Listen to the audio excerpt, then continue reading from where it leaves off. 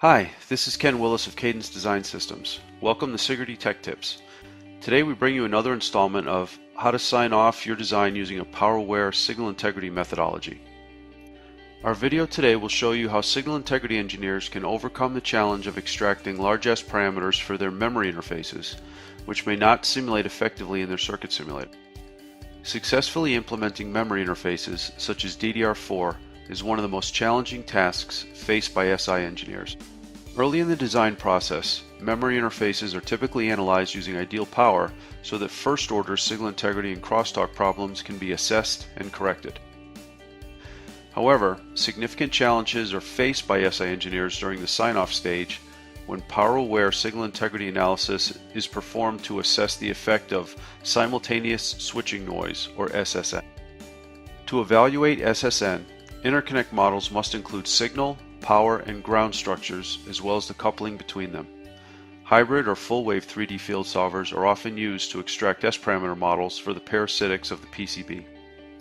Unfortunately, S-parameters for large DDR data buses may not simulate well in many circuit simulators, resulting in convergence or stability issues in the results.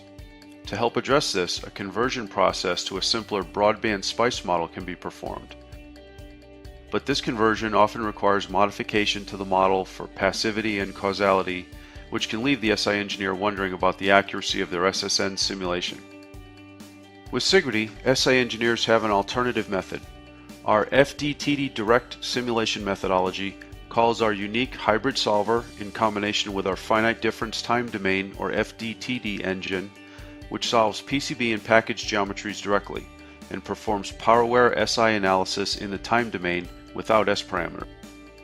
Signal integrity engineers can confidently and accurately perform their detailed SI analysis, including SSN effects, without having to process large, complex S-parameters.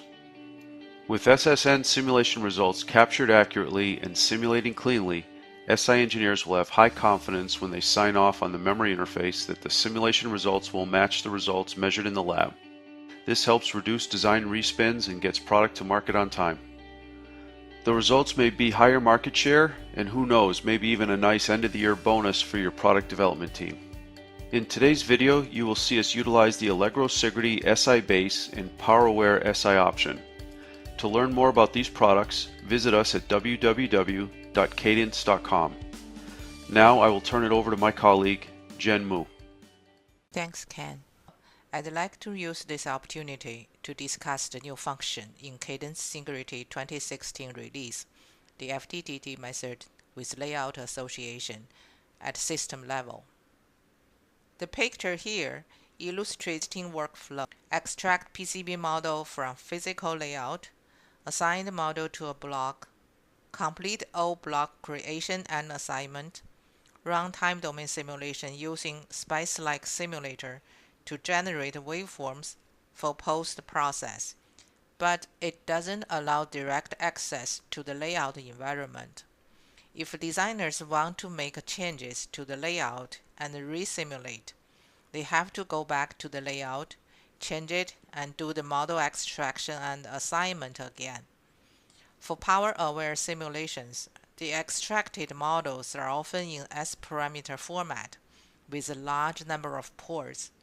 It may require broadband SPICE circuit model conversion to avoid convergence problem during simulation. In the new release of System SI, we added in a new flow.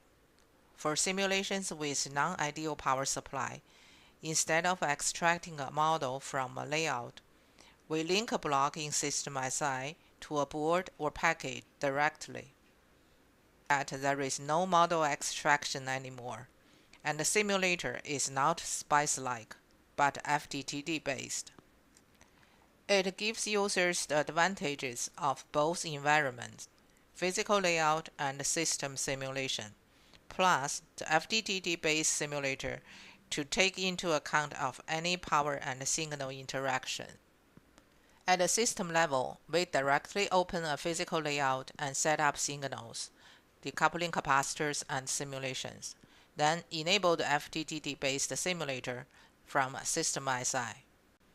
After the simulation completes, The result will be processed and reported in the same way as if using extracted models. With this flow, users don't need to extract models beforehand. That will help avoid certain convergence problems associated with SPICE-like simulators. More importantly, it's easy for users to perform what-if analysis by modifying the physical layout during system-level analysis. In System SI, open parallel bus analysis workflow. We can set up controllers, memories, and power supply, then add other interconnect parts. Now, let me show you the new FDTT simulator-based flow. We have a new block for directly run power-aware simulation from System SI. Using this block, we set the name, select board file, and inform the tool we will use the FDTT-based simulator later.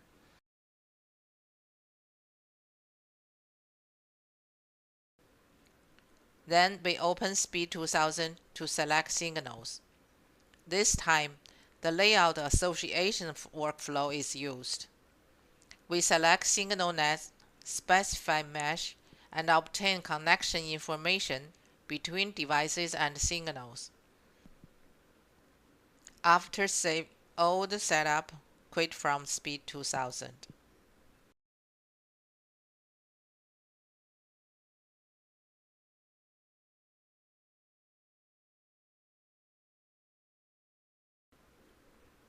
The connection mapping information is displayed here in System SI.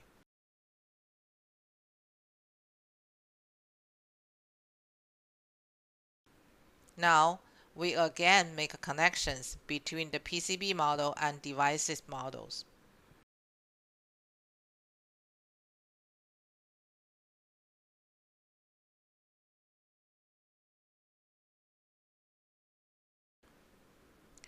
We will set up simulation parameters and models as we did with SPICE model extraction.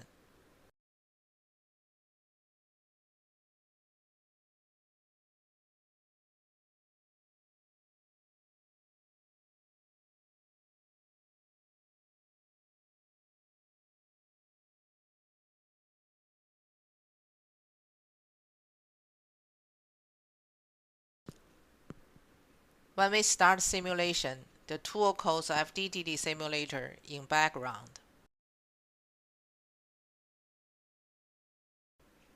The results of the simulation have non-ideal power effect. In summary, this movie shows the new simulation flow in System SI using FDTT-based simulator. It helps designers perform what-if analysis at system level for high-speed memory bus and serial link analysis. Thank you for watching another edition of Sigrity Tech Tips. For information on products used in today's video, click on the links below or contact your local Cadence sales representative or Cadence channel partner.